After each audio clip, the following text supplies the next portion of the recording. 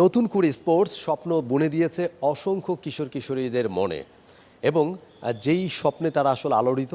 নতুন করে স্পোর্টস সদ্য শেষ হয়েছে, তবে তার রেসটা কিন্তু এখনও রয়ে গেছে। অসংখ্য এই ক্ষুদে খেলোয়াড়রা বিভিন্ন ডিসিপ্লিনে 8টা ডিসিপ্লিনে তারা পার্টিসিপেট করেছেন, সমগ্র বাংলাদেশের হাজার হাজার পার্টিসিপেন্টস, এবং তারা কিন্তু এখান থেকে নতুন করে স্বপ্ন দেখতে শুরু করেছে। আজকে এমনই একজন প্রতিযোগীর সাথে কথা বলবো। দাবা ডিসিপ্লিনে তিনি পার্টিসিপেট করেছেন এবং দাবা ডিসিপ্লিনে সর্বোচ্চ পয়েন্ট তিনি অর্জন করেছেন, তবে টাই ব্রেকার ভাগ্যে সেকেন্ড হয়েছেন মুহতাদি তাজওয়ার নাশিদ। তার সাথে কথা বলবো। সাউথ পয়েন্ট স্কুলে স্টুডেন্ট, তিনি ষষ্ঠ শ্রেণীতে পড়েন। তবে দাবা কম্পিটিশনে দারুণ কম্পিট তিনি করেছেন, হাইয়েস্ট নাম্বার তিনি অর্জন করেছিলেন, তবে সেকেন্ড হয়েছেন টাই ব্রেকার ভাগ্যে। সেটা যে কারো হতে পারে। তার সাথে একটু এই পুরো নতুন করে স্পোর্টস নিয়ে কথা বলবো এবং তার স্বপ্ন নিয়ে কথা বলবো। নাশিদ, AKS অর্জন করলো গিনেস ওয়ার্ল্ড রেকর্ডস।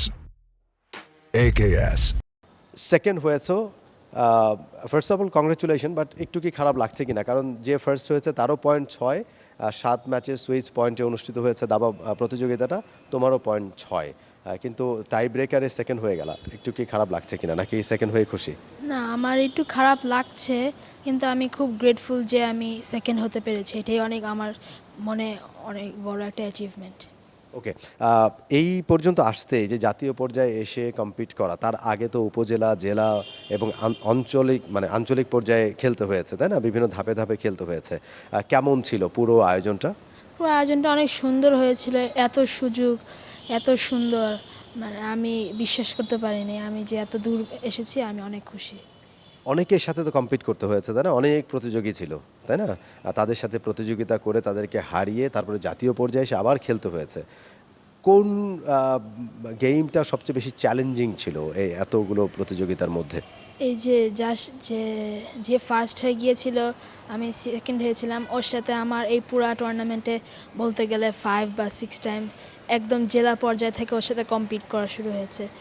আমি ম্যাক্সিমাম সময় জিতেছি, কিন্তু কখন ম্যাটার করছিল তখনই হেরে গিয়েছিলাম। মানে প্রত্যেকবারই জিতে জিতে এসে যখন আসলে একেবারে চূড়ান্ত পর্যায়ে ফার্স্ট সেকেন্ড হতে হবে, তখন গিয়ে আসলে টাই ব্রেকারে হারতে হয়েছে।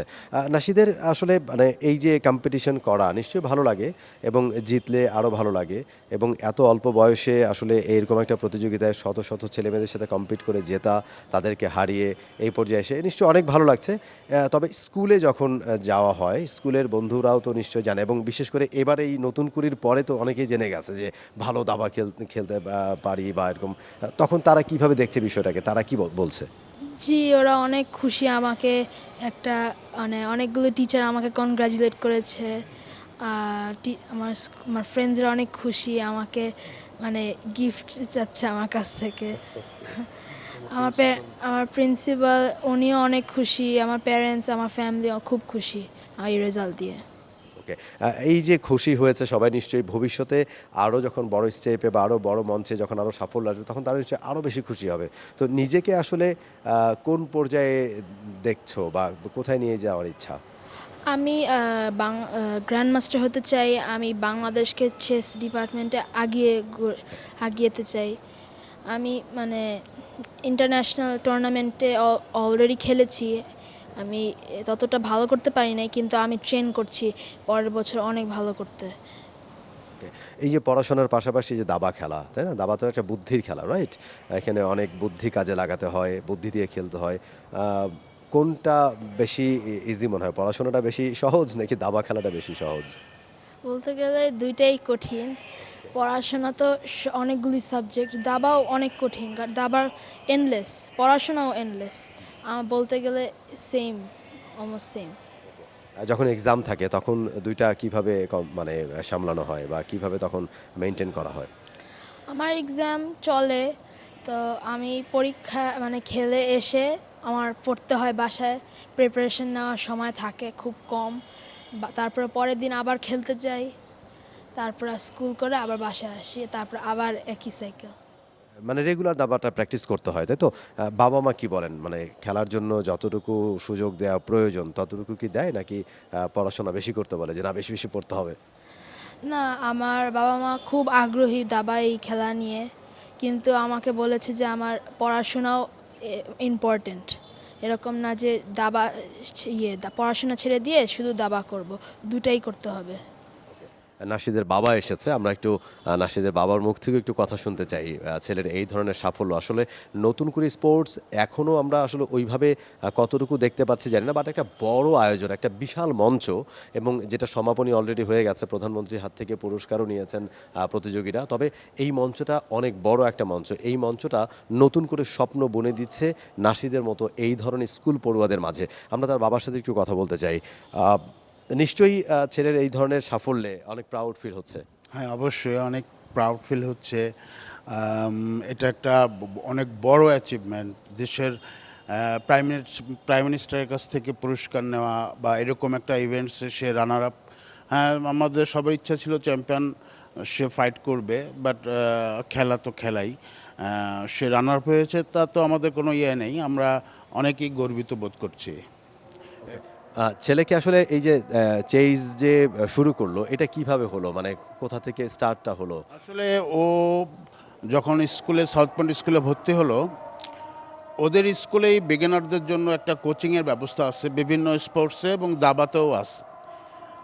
ওর অ্যাকচুয়ালি ওই আইপ্যাড বা আমরা যে বাচ্চারা যেগুলা এখন বেশি হাতাহাতি করে মোবাইল, আইপ্যাড, ল্যাপটপ, ও সেগুলো ও করে, কিন্তু এগুলোর মধ্যে সে বিভিন্ন এই খেলাটা এবং অনেক ডিসকভারি টাইপ আইটেম সে এগুলাই পছন্দ করতো। ওইখান থেকে সে অ্যাকচুয়ালি চেসটা তার ভিতরে গ্রো করে, এবং ওইটার ফলশ্রুতিতে আমার ওই স্কুলের কোচিংয়ে ওকে আমি ভর্তি করাই দিই।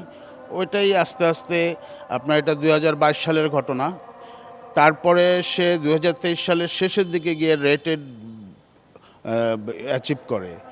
তখন থেকে সে অ্যাকচুয়ালি এটার দিকে বেশি মনোনিবেশ দেয়, এবং এইটা তখন থেকে সে এই ফেডারেশনে বা বিভিন্ন কম্পিটিশনে অংশগ্রহণ করতে থাকে, এবং আল্লাহর রহমতে সে অলরেডি বাংলাদেশের ফেডারেশনের পক্ষ থেকে বাংলাদেশের হয়ে কয়েকটা দেশে ইন্টারন্যাশনাল গেমে অংশগ্রহণ করেছে।